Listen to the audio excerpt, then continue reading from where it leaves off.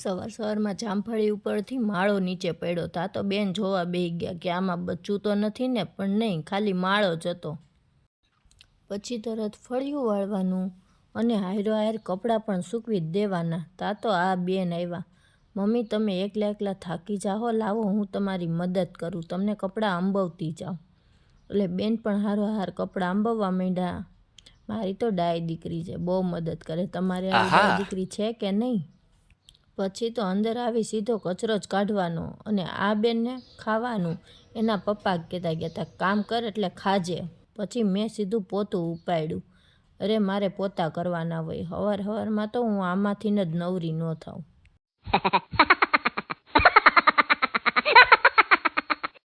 અરે આજે તો અમારી બાજુમાંથી દક્ષાબેનની ત્યાંથી સેન્ડવિચ આવી. એને ખબર હોય ને કે રૂપલબાને સારું ભાવે એટલે દીધે રાખે. તમારી આવા હારા પાડોશી છે કે નહીં? અમારે તો બહુ જ સારા છે. Like share subscribe. જય માતાજી. મળશું કાલે મસ્ત મજાના એક નવા બ્લોગમાં. Thank you.